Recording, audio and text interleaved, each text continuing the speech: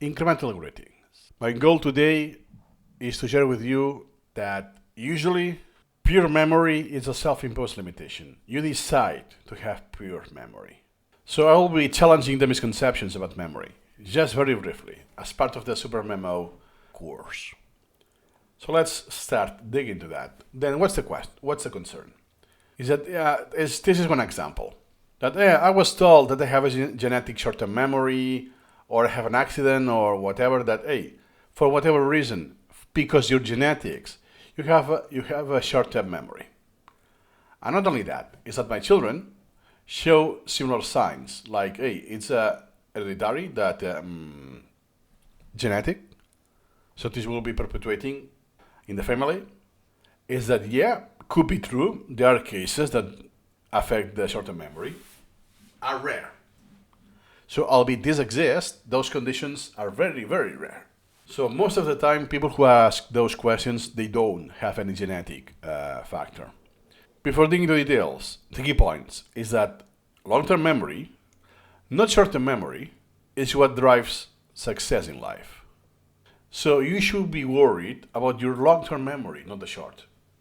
Now, obviously, you want both to be healthy, right?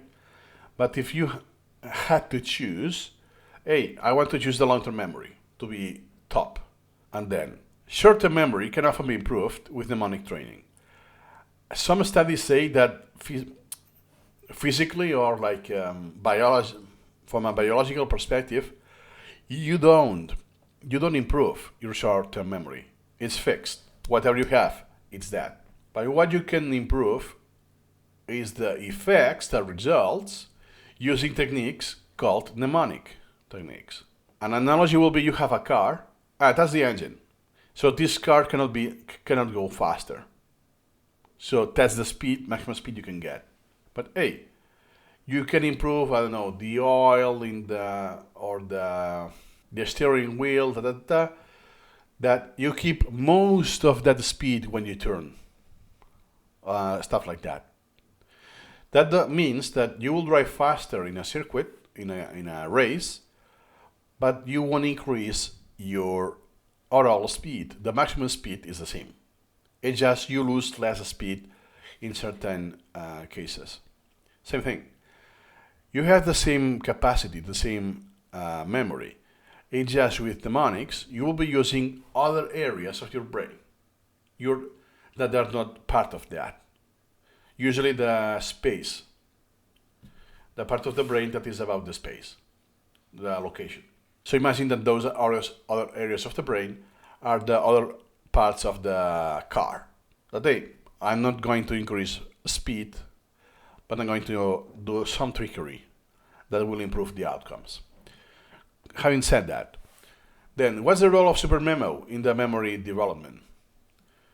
So what Supermemo offers is that it helps users realize their memory potential. First, a lot of people think that they are a lot better than they really are. That, I don't need this because, I forget, but I don't forget that much. It's not a big deal. No, it's just since you keep forgetting every single day, you're not aware of all of the iterations of forgetting you have done, that if you backtrack 2 years ago, the amount of forgetting is astronomous, gigantic. You have forgotten most of what you have read, or even wanted to learn, unless you do spaced repetition or incremental reading, as we will see. It's prone to be forgotten, because that's how the mind works. So usually people think that, I think my potential is a lot higher than it really is. So there are two interpretations. One, that I'm overestimating my memory, my biological memory. And second, because of this method, then you realize that just because the tool and the method you use, you can have a dramatic change in the outcome, even though my memory as a human is the same. I don't have better memory than before. I just have a better method. Same with the car. I'm not driving faster. It's capped, let's say, at 100 miles per hour. I'm not going any faster. I'm just taking the turns more efficiently, let's say. Same thing. I have more efficient methods, so I don't have to reread and stuff like that. Then what's the outcome of using Supermemo with memory? Is that users learn that success depends on their own efforts and strategies. It's like, well, yeah, can be anything. I could change Supermemo for anything and say the same. It's way too vague. That's why we need more slides. Then, common memory misjudgments or misconceptions. Reality check. Many people believe they have poor memory, but measurements often reveal normal abilities. Exactly. Because it's normal to forget a lot. It's normal to forget. Let's say you study something on the school about science, you don't review this anywhere, and after 10 years. Yeah, I remember the fact that I did science, I did history, but I will remember for isolated facts, for what the reason were funny, interesting, or there's something special that were more memorable. And other than that, gone for life. It's normal. It's normal. People who don't have that, usually it's because they are savant or something like that. Hey, it's a condition out of the ordinary for the good or for the bad. But any healthy person with normal abilities will have a poor memory in this sense, will forget a lot. But this is trainable, can be trained. How? Practicing memory techniques. So my skill is not that I have better memory, is that my skill, I can transform the information in a way that for my brain will be a lot easier to remember. This transformation is the skill, not my memory. My memory is the same. So going back to the analogy, is that my skill, if it's a track, the car is the same, but I have modified the track in a way that is easier to keep the speed, the maximum speed at all times. So I have to push the brakes less often, or to release the gas. So it's not that I'm driving faster, it's that with my abilities and techniques, I'm making some small changes in the track, like we will be in the wording, the text, and this makes it a lot easier to go faster on the turns. This goes easier to remember that. I'm playing a different game. If I was to have someone else's material that is very dense, it's not friendly for the 20 rows of formulation of knowledge, all of that, I will experience a decrease in my performance. Because this performance is because my ability to rephrase the knowledge, not because I have more capacity to learn, to memorize. That's why I keep forgetting stuff that I don't make any effort to memorize.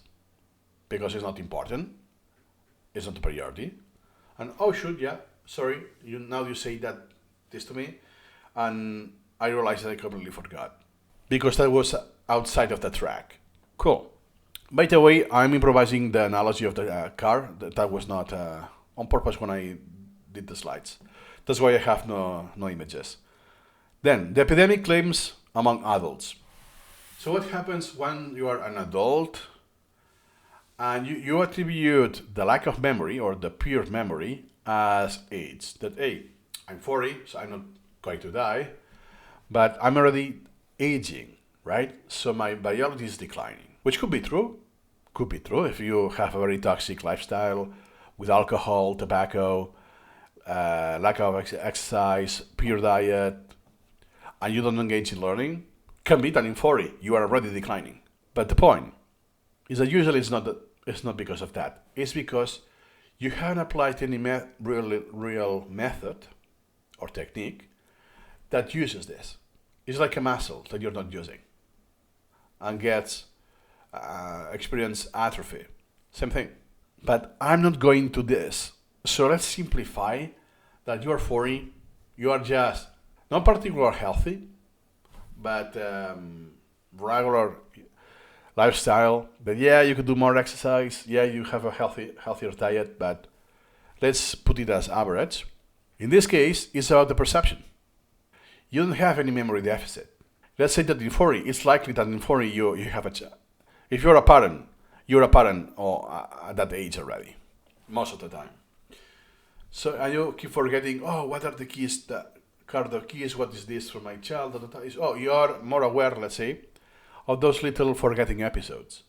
And then it's very obvious when your child, imagine that you have a child at a certain age when they learn stuff you did in the school and you haven't reviewed since then.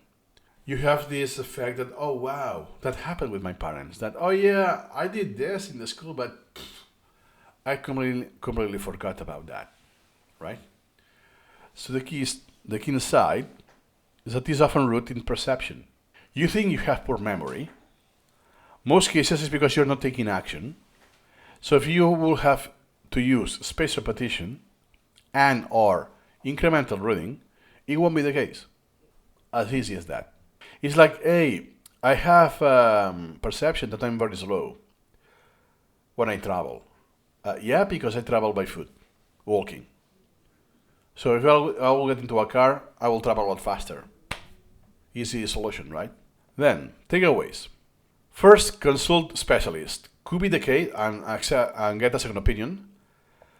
If you get those genetic limitations, you want to be sure that is really the case, not an overdiagnosis of qualitative diagnosis, like in mental health. That is just based on what you say or the symptoms, we can infer is that, but it's not like you have this degree of these cells or in the blood, you have this concentration of that. No, doesn't go that direction. Focus on long-term memory, not the short-term memory, and train basically your memory. If you improve your long-term memory, which you can do, it's on your hands. You can accumulate knowledge in the long-term memory. Then you will have more space for the short-term. It's like the chess players. The pro chess players use most of the time long-term memory, recognition, pattern recognition. I have seen that before. Unlike the amateurs chess players, that they are recognizing the pattern and they are using the short-term memory because it's about this match. I haven't seen that before. Since you recall, most of what you do is recalling from long-term memory, you have a more freed short-term memory. It's not being used at the same degree. So it's just a consequence. And mnemonics. Keep in mind, we are just simplifying mnemonics. There's more to that. It's the time of the repetition. You want to review this with repetition, so you avoid forgetting, but you want this repetition to be as low as possible, as infrequent as possible. This is by calculating optimal intervals. This is done in incremental reading. And this is on its own. Then on top of that, you can have mnemonics. So peer memory is often self-imposed limitation. That's the point of this video. Your belief in your memory's potential can be a game changer. It's just your belief. You don't start taking action because you think it's part of you, that you're bored. Hey, I don't know, I'm fat. Well, I can change that, right? Well, I can have some biologic disorders that makes it a lot easier to get fat. Yes, that can be true, but that doesn't define me, right?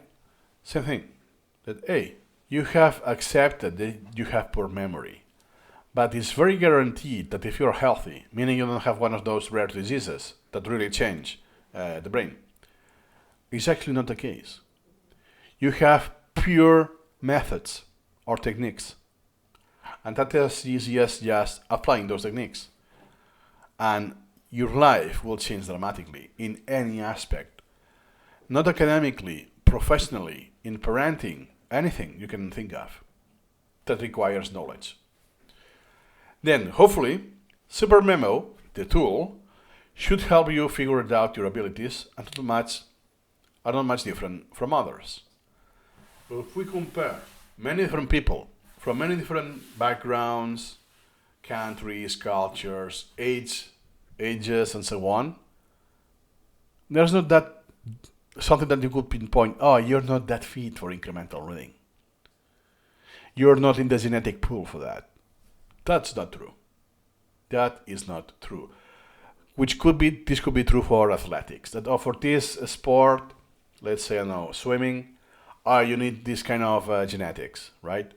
Very long arms and legs, short torso, da da da da da.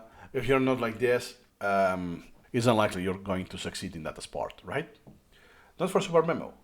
Reality is, there's one study, that's for one other video, but I will just mention that. Supermemo carried out a study some decades ago about the correlation with Supermemo and IQ. And turned out that there was almost virtually no correlation in any aspect with IQ. The amount of items, the retention rate, that it just doesn't play a role.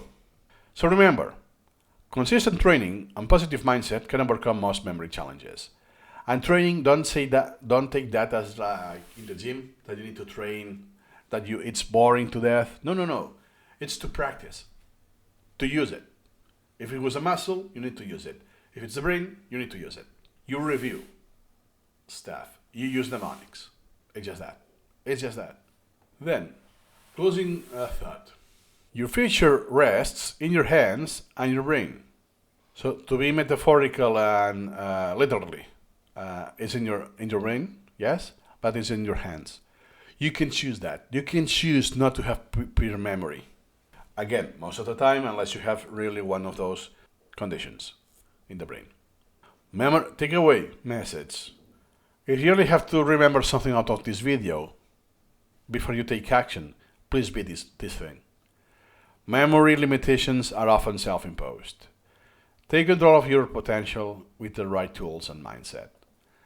Perhaps Supermemo is not the right tool for you. It creates too many friction. I get it. Use something else. There are many tools. A mindset, that's what is in your hands. Once you achieve this mindset that, I can change my pure memory, I have the ability to acquire a better long-term memory using methods and then tools that apply those methods, then is just choose a tool that works for you. I'm using Supermemo because it's the best for incremental reading. But it could be just Anki or any space repetition app. It could be RemNote or any note-taking app with space repetition. Or personal knowledge management, whatever. Well, not to the same degree, but let's say that it will fit here. Even if it's just space repetition, it's already a win. You won't be the same person. And this applies to life. Anything you do in life will improve. Anything that interacts with memory will improve in your life. What do you have to lose? You only have to waste your time if it's really physiological, that you have a real condition in your brain, that something is not, let's call it not healthy, and there's no way you can achieve that. This could be like very rare cases. The average person, you are the average guy, the average woman, you are the average person, is in your hands. If you don't do that and you are 40, then you'll think, oh shoot, it was on my hands. And I know that. I knew it was in my hands, but I had taken no action. I started at 21. Now I'm almost close to being 40, by the way. I am 37. That's why I see it. I have experienced both sides, and please, contact me if you don't see it, if you disagree. Or how you think I can reach that to other people. Because people deserve to know that. There's an opportunity you can do while living with a self-imposed limitation that my memory is not good. That's all for now, and see you incrementally.